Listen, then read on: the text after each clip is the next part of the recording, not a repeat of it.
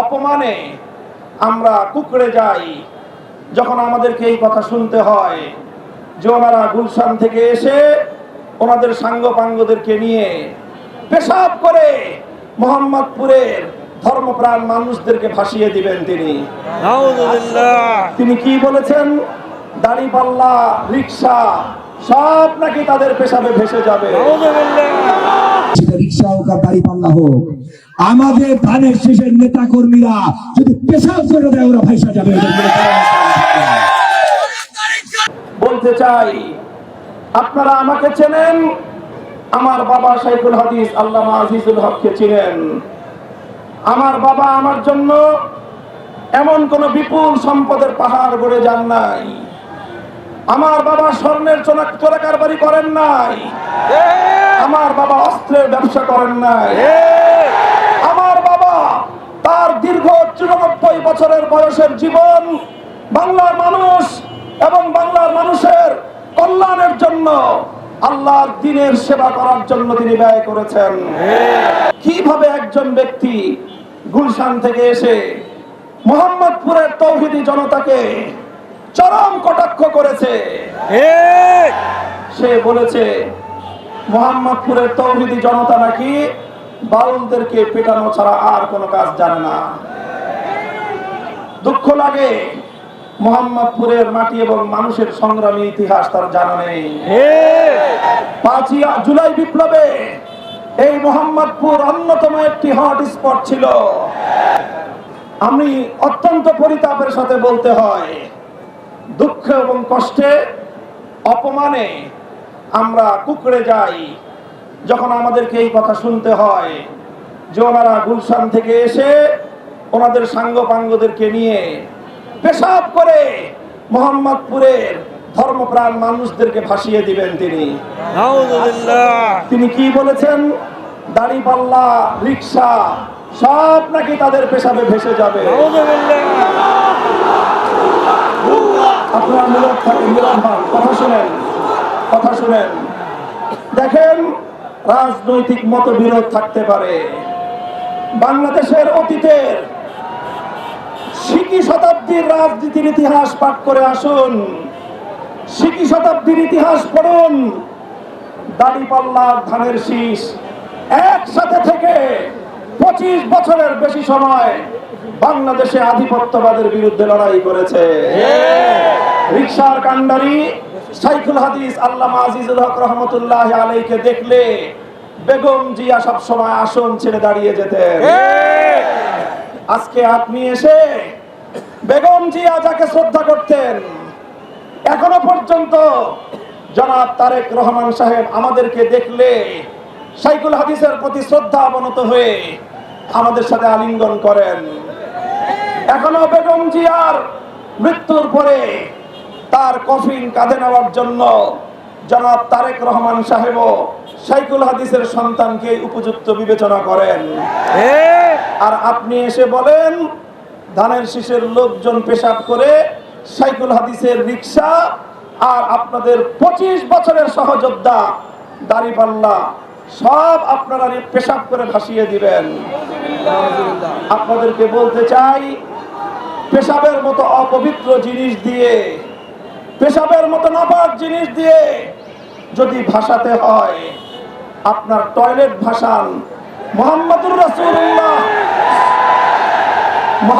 রাসূলুল্লাহ সাল্লাল্লাহু আলাইহি ওয়াসাল্লামের নামে নামকৃত মোহাম্মদপুর এলাকাকে পেশাব দিয়ে ভাসিয়ে দেওয়ার মতো এই জাতীয় অপবিত্র কথা দ্বিতীয়বার উচ্চারণ করবেন না। এতে মোহাম্মদপুরবাসী অপমান বোধ করে। আপনাদের লোকেরা আমার বিলবোর্ড গুলো ছিঁড়ে ফেলে। আমার বিলবোর্ডে আমার নামের পাশে 501 সংখ্যা লিখে আমার বিরুদ্ধে পরিচালিত আন্তর্জাতিক এবং দেশীয় ষড়যন্ত্রকারীদের সাথে আপনার হোতাদের যোগ সাজসের প্রমাণ পেশ করেছেন আপনারা। মনে রাখবেন, আমাদের কাছেও বলার অনেক কথা আছে। বিগত দিনে আমরা দেখেছি একজন নেত্রী বারবার বেগম জিয়া এবং শহীদ জিয়াউর রহমানের চরিত্রের উপর কালিমা লেপন করার চেষ্টা করতেন। শুনেছেন আপনারা? জিয়াউর রহমান, শহীদ জিয়াউর রহমান সাহেবকে, তাকে তার অপবাদ দেওয়ার চেষ্টা করা হয়েছে, শুনেছেন?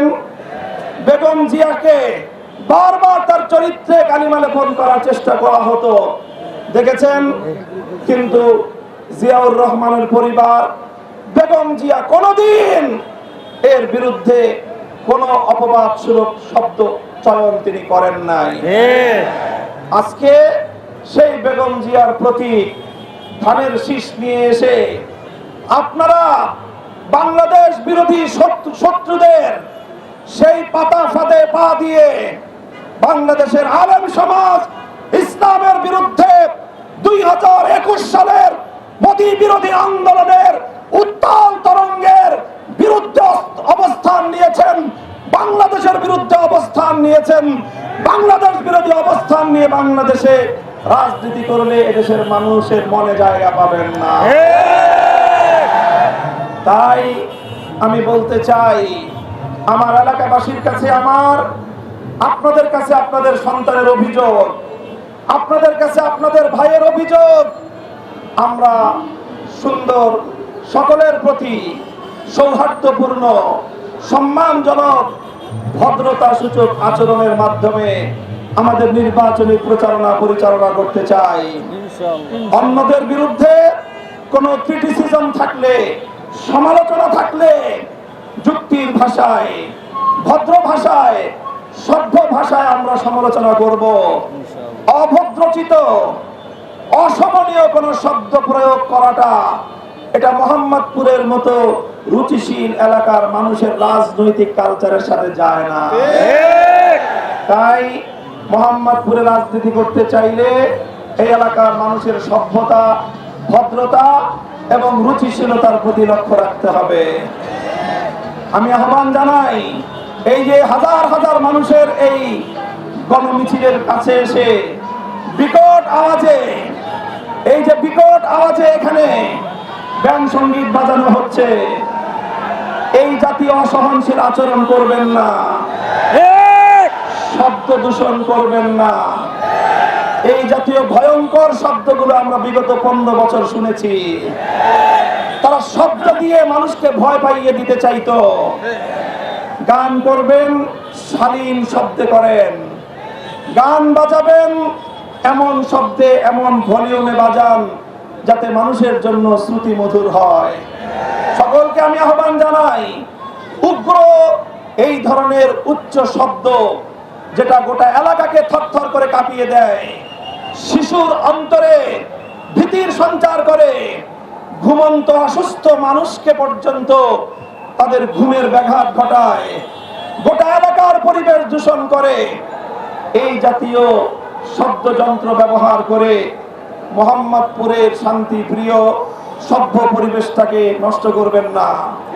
বিপক্ষ দলের মানুষদেরকে উস্কানি দিয়ে কোনোভাবেই পরিবেশ ঘোলা করার চেষ্টা করবেন না। আমি জানি আপনাদের কাছে অনেক সন্ত্রাসী আছে, আমি জানি আপনাদের কাছে অনেক চাঁদাবাজ আছে। বিগত দিনে যারা সন্ত্রাসী করত, যারা টপ টেরর হিসাবে, যারা শীর্ষ সন্ত্রাসী হিসেবে বছরের পর বছর, যুগের পর যুগ ধরে জেল খেটেছে, যাদেরকে বেগম জিয়া, যাদেরকে বেগম খালেদা জিয়া জেলখানায় পুরেছিল, সেই সকল লোকদেরকে বের করে এনে মোহাম্মদপুরের মানুষের উপর চাঁদাবাজি করার জন্য, সন্ত্রাস করার জন্য চাপিয়ে দিয়েছেন। তাদেরকে নিয়ে নির্বাচনী ক্যাম্পেইন করে নিরীহ সাধারণ ভোটারদের মধ্যে আতঙ্ক সৃষ্টি করার পায়তারা চালাচ্ছেন। আমি আইন শৃঙ্খলা রক্ষাকারী বাহিনীকেও বলতে চাই, কোন টপ টেরর, কোন শীর্ষ সন্ত্রাসী, জুলাইয়ের হত্যাকাণ্ডের কোন আসামি, যাদের বিরুদ্ধে 15-20টি করে মামলা রয়েছে, হত্যা মামলা, সেই জাতীয় খুনি চক্র, তাদেরকে যদি কেউ সঙ্গে নিয়ে নির্বাচনী কার্যক্রম পরিচালনা করে, আইন শৃঙ্খলা রক্ষাকারী বাহিনী যদি তাদের বিরুদ্ধে কোনো অ্যাকশন না নেয়, আমরা মনে করব বাংলাদেশের ঢাকা 13 আসনে লেভেল প্লেইং ফিল্ড আপনারা রক্ষা করতে চান না। সেই ক্ষেত্রে যে উদ্ভূত পরিস্থিতি হবে, নির্বাচন হবে কি হবে না, সেই ধরনের কোন সংশয় যদি তৈরি হয়, তাহলে বাংলাদেশের সেনাবাহিনী, আইন শৃঙ্খলা রক্ষাকারী বাহিনী এবং আইন প্রয়োগকারী ম্যাজিস্ট্রেট সহ আপনারা যারা নির্বাচন কমিশনের পক্ষ থেকে দায়িত্ব নিয়োজিত আছেন, আপনাদেরকে দায় নিতে হবে। আমাদেরকে উপর্যুপরি ভয় দেখানো হচ্ছে, আমাদের ব্যানারগুলো প্রতি রাতে ছিঁড়ে ফেলা হচ্ছে, আমাদের ফেস্টুনগুলো মাটিতে ভূপাতিত করে দেওয়া হচ্ছে, আমার কর্মীদেরকে রাস্তাঘাটে বিভিন্ন জায়গায় তাদেরকে হেনস্থা করা হচ্ছে। এই জাতীয় পরিবেশ যেন আর না ঘটে, আমি নির্বাচন কমিশন সহ আইন শৃঙ্খলা রক্ষাকারী বাহিনীর সকলের প্রতি সেই বিষয়গুলো নিশ্চিত করার জন্য আমি আহ্বান জানাচ্ছি। ইনশাআল্লাহ আমি আপনাদেরকে কথা দিচ্ছি, প্রতিশ্রুতি দিচ্ছি, আমরা যদি আপনাদের ভোটে আল্লাহর রহমতে প্রতিনিধি নির্বাচিত হতে পারি, ইনসাফের বাংলাদেশ উপহার দেব। শহীদ শরীফ ওসমান হাদি সহ বাংলাদেশের জুলাই যোদ্ধাদের বিরুদ্ধে পরিচালিত সকল সন্ত্রাসী হত্যাকাণ্ডের বিচার নিশ্চিত হবে ইনশাআল্লাহ।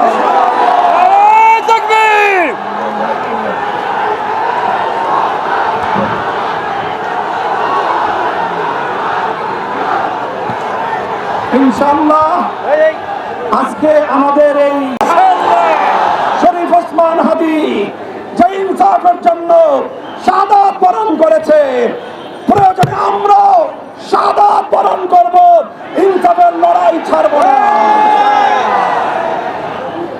আজ শরীফ ওসমান হাদি বিধবা স্ত্রী আজ রাজপথে নেমে আসতে বাধ্য হয়েছে। তার দুধের বাচ্চাকে রেখে রাজপথে এসে অবস্থান নিতে বাধ্য হয়েছে শরীফ ওসমান হাদির হত্যাকাণ্ডের বিচার নিশ্চিত করার জন্য। এই পর্যায় পর্যন্ত তাদেরকে নামতে হয়েছে, এটা বাংলার মানুষের জন্য দুঃখজনক একটা ব্যাপার। আমরা এই ব্যাপারে অন্তর্বর্তীকালীন সরকারকে কার্যকর পদক্ষেপ নিয়ে শরীফ ওসমান হাদির পরিবার এবং তার সমর্থক গোটা বাংলার তরুণ প্রজন্মকে আশ্বস্ত করার উদাত্ত আহ্বান জানাচ্ছি। ইনশাআল্লাহ আমাদের আজকের এই মিছিল, এই নির্বাচনী মিছিলে যোগদান করবেন বাংলাদেশের জুলাই বিপ্লবের অন্যতম অগ্রসেনানী, বাংলাদেশের তরুণ প্রজন্মের আইকন, জুলাই যোদ্ধা হাসনাত আব্দুল্লাহ। ইনশাআল্লাহ দলমত নির্বিশেষে 11 দল, আমরা 11 ভাই হাতে হাত রেখেছি।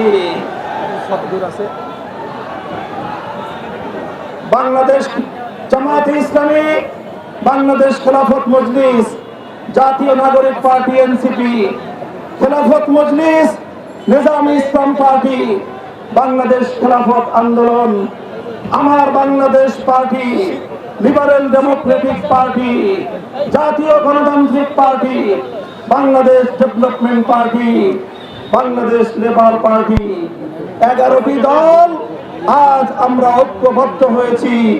ইনশাআল্লাহ বিজয় আমাদের সুনিশ্চিত। বাংলাদেশের ভাগ্যের পরিবর্তন হবে ইনশাআল্লাহ।